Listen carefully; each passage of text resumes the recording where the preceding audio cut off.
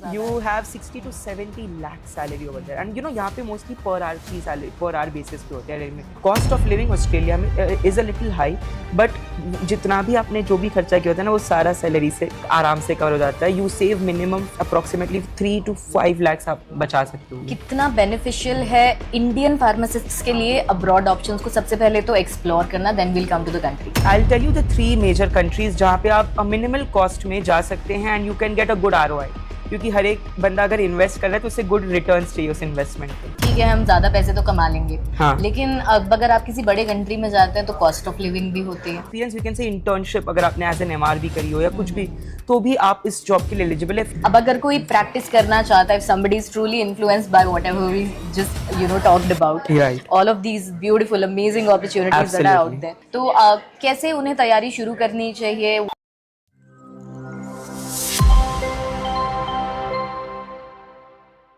Hello and welcome to family by academically, this is pharma careers और मेरे साथ आज हैं doctor Payam and my name is Jaspreet. बहुत सारी बातें हम लोग इनसे करने वाले हैं फार्मेसी करियर्स को लेके। तो सबसे पहली बात क्या है कि इंडिया में बहुत ज़्यादा क्रेज़ है गवर्नमेंट जॉब्स को लेकर, and everybody is running after government jobs, क्योंकि कहीं ना कहीं ये एक अकेला ऑप्शन है जो कि उन्हें बताया जाता है। उन्हें बताया जाता है कि स्टेबिलिटी है यहाँ पर और आपको यहीं जाना। However that's not the case, बहुत सारे और ऑप्शन हैं जिनको शायद हम एक्सप्लोर नहीं करते हैं, और इसी बारे में आज हम बात करेंगे आपके साथ। Absolutely. So जसप्रीत, जैसा आपने कहा कि people are not exploring the opportunities, especially the pharmacist.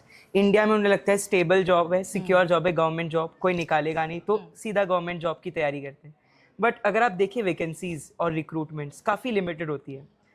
अगर आप वही अब्रॉड जाएंगे, so if you go to Canada, आपका package of salary as a pharmacist 50 to 60 lakhs होता है। Whereas in India after bachelors आप 10-15 हज़ार की जॉब कर रहे हो, एज अ मास्टर्स आप 30-35,000 per month you're earning. So don't you think it's better to go abroad and earn almost a 3x package rather than staying in India? Definitely, and questions are there actually, तो आप directly जाए उससे पहले explore करना, तो it will never hurt, है ना। और इसके साथ साथ this one thing that doctor Akram does a lot. आप सैलरीज के बारे में बात कर रहे थे। I would request all the pharmacists watching this video to comment down the salaries that they are getting in India, so that we can get an idea about कि क्या है, what is the job role क्या है and high and low range. Exactly, and very good point. Your job role and the salary you are earning as a pharmacist in India, कितना आप कमा रहे हैं इंडिया में एज अ फार्मासिस्ट, जरूर comment down कीजिए। बिल्कुल। और हम चलते हैं अभी धीरे धीरे करके अब्रॉड ऑप्शंस पर, लेकिन इससे पहले आप मुझे थोड़ा सा एक आइडिया देंगे कि इंडिया में क्या क्या जॉब रोल्स हैं अभी, किस तरह से? सी जसप्रीत, अगर मैं आपको ऑनेस्टली बोलूँ तो इंडिया में 2 तरीके की जॉब्स होती हैं। एक है फुल टाइम बेस्ड और एक है कॉन्ट्रैक्चुअल बेस्ड। तो कॉन्ट्रैक्चुअल में मेनी इंडस्ट्रीज या मेनी फर्म्स जैसे HLL and NCL, they hire pharmacist for 2 years 1 year as a duration, तो वो है कॉन्ट्रैक्चुअल बेस्ड, जहाँ पे पे अच्छा होता है। They get paid 50-60,000 a month along with HRA TADA according to the city. But अगर आप बात करें दूसरे फुल टाइम जॉब्स की जो गवर्नमेंट की है, we have AIIMS, RRB, SSC and ESIC। ये 4 मेजर सिलेक्शन बोर्ड्स है या कह सकते हैं ऑर्गेनाइजिंग बॉडीज़ है जो कि गवर्नमेंट की अपॉर्चुनिटीज़ लाती है फॉर द फार्मासिस्ट। एंड उसमें आपके पास 3 ऑप्शन है, level 1, level 2, level 3। Depending upon your experience आपका पे बढ़ता है। लेवल 1 इज़ द एंट्री पे, level 3 is the senior pharmacist का पे।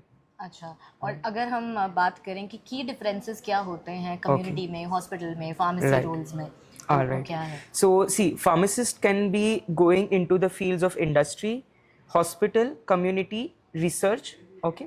But these are the 4 major domains जहाँ पे एक pharmacist आ सकते हैं। आजकल एक नया domain आया है consultancy. So, as a pharma healthcare consultant भी काफ़ी hiring होती है, big firms hire you. So, if any new company wants to come into India, उनको एक go to market strategy for their pharma products चाहिए, so वो उनका job role होता है। तो अगर मैं की डिफरेंसेस बताऊँ, as a hospital pharmacist your major role is the dispensing in if you are in the out patient OPD and inventory management, record keeping अगर आप इन पेशेंट हैं। सिमिलरली अगर आप कम्युनिटी फार्मेसी में, तो बहुत सारे as a HFW health field workers आप काम कर सकते हैं for rural tribal areas specifically. And as a clinical pharmacist जिसकी अपॉर्चुनिटी थोड़ी सी इंडिया में लिमिटेड है, बट जहाँ पे मैंने अपनी इंटर्नशिप करी है इन कोकिलाबेन, वहाँ पे specially the big hospitals, Apollo ले लो, Max, these are some of the good hospitals which have clinical pharmacist as a post over there. So उनका देखता है their major role is to check out के भाई ड्रग इंटरैक्शंस कुछ है, जो मेडिकेशंस प्रिस्क्राइब्ड है क्या वो सही है, is there any adverse effects that can occur, या तो फिर डॉक्यूमेंट्स देखना कि पेशेंट हिस्ट्री के तहत के कैल्शियम आयन सप्लीमेंट साथ में है। तो इस तरीके का जॉब रोल होता है क्लिनिकल फार्मासिस्ट का। Okay, and also this another role that we've been talking about a lot lately, MSL. Right. तो सो अगर आपने प्रीवियसली उसका फॉर्मरली उसको MR कहा जाता है, but this is a very advanced version, medical science liaisoning. So it is a field whereby you have a complete profiling of your product. आपको जैसे आप जैसे आपकी कोई किसी से शादी करनी है तो आप पूरे सामने वाले पर्सन की प्रोफाइल देखते हैं, वैसे ही आपको अगर आपका प्रोडक्ट पिच करना है टू नेफ्रोलॉजिस्ट, कार्डियोलॉजिस्ट और एनी अगर सपोज ENT किसी को डॉक्टर को, तो आपको पूरे प्रोडक्ट को उसे समझाना पड़ता है। सो MSL का वही काम होता है, to convince, to have a good conviction power, to have faith in the product and pitch करना उसको बेसिकली। Exactly. And a lot of B.Pharm graduates they don't really realize कि अच्छा ये चीज़ हम कर सकते हैं, क्योंकि बहुत ज़्यादा myths हैं इस बात को लेके कि नहीं Yes. शायद आपको doctor एक्सपीरियंस चाहिए हाँ, या बट Which ये is एक not है, ये this is not true. If you have a good certification course और if you have a good experience, we can say internship, अगर आपने एज एन MR भी करी हो या कुछ भी, तो भी आप इस जॉब के लिए एलिजिबल है if you have good communication skills and good product knowledge. Totally. और अभी हमने इंडिया के ऑप्शंस के बारे में बात की। Correct. अब थोड़ा सा चलते हैं Abroad, ऑप्शंस की तरफ। absolutely. कितना बेनिफिशियल है इंडियन फार्मासिस्ट्स के लिए अब्रॉड ऑप्शंस को सबसे पहले तो एक्सप्लोर करना, then will come to the countries. Alright, so सबसे पहले फार्मासिस्ट का क्वेश्चन ही होता है कि अब्रॉड जाना है तो कितना खर्चा लगेगा और what is the cost for the prometric and licensure exams. तो I will tell you the 3 major countries जहाँ पे आप मिनिमल कॉस्ट में जा सकते हैं and you can get a good ROI, क्योंकि हर एक बंदा अगर इन्वेस्ट कर रहा है तो उसे गुड रिटर्न्स चाहिए उस इन्वेस्टमेंट पे। So first is Australia.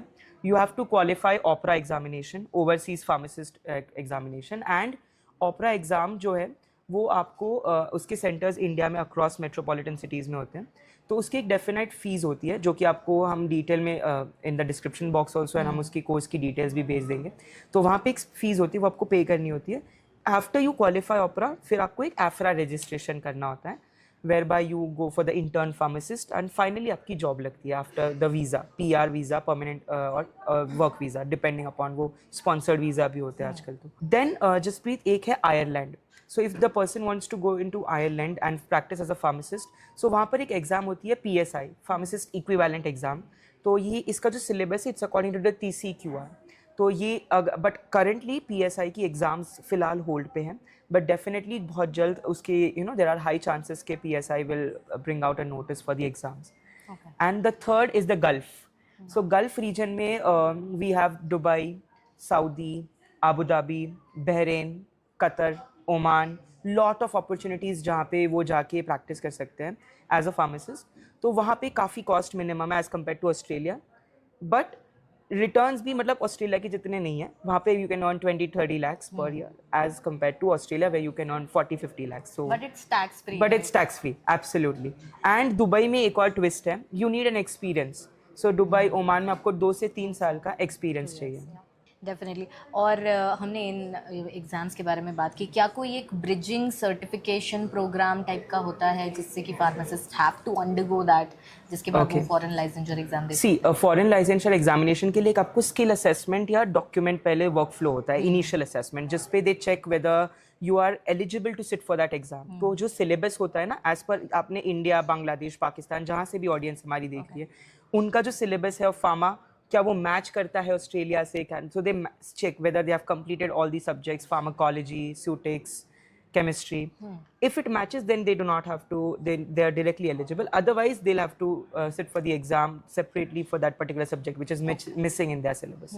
So ये एक चीज़ है which have to go. Besides that, other documents like good standing certificate and all, transcript, वो सब लगता है। डेफिनेटली। क्या कोई रीजन्स हैं जिन भी कंट्रीज़ के अंदर हमने बात की, Right. क्योंकि क्या है कि कहीं कहीं पर शॉर्टेज होता है, कहीं कहीं पे हाँ, सरप्लस होता है। correct. तो कौन से ऐसे रीजन्स हैं जहाँ पर फार्मासिस्ट अगर जाएंगे तो उनको अच्छा अपॉर्चुनिटी? सी ऑस्ट्रेलिया की मैं बात करूँ तो वहाँ पे ब्रिस्बेन है, पर्थ है, सिडनी है, तंजानिया, एडलेड, बहुत सारे ऐसे लोकेशंस हैं जहाँ पे फार्मासिस्ट की रिक्वायरमेंट्स कंटिन्यूसली होती है।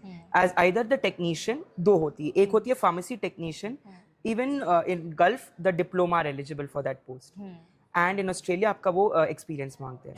You have to be bachelors, you cannot be diploma. Yes, I think we need to elaborate on Yes, this a little more. absolutely. क्योंकि बहुत सारी हमारे पास D-Pharm वाले लोगों की क्वेरी आती है हाँ. और वो जानना चाहते हैं क्या हम ऑस्ट्रेलिया जा सकते हैं. Correct. तो उनके लिए अगर आप ब्रेक डाउन कर दें एक बार. All right, surely. So जितने भी डिप्लोमा ग्रेजुएट्स हैं, mostly you need experience of 2 to 3 years if you want to practice as a technician also in Australia. Bachelors के बाद अगर आपने ऑपरा एग्जाम लिख दी तो आप एज अ फार्मासिस्ट प्रैक्टिस कर सकते हो. But pharmacy technician is a little lower post to pharmacist. तो वहाँ पे आपको एक्सपीरियंस लगता है 2 से 3 साल का, which is make you equivalent to a bachelors.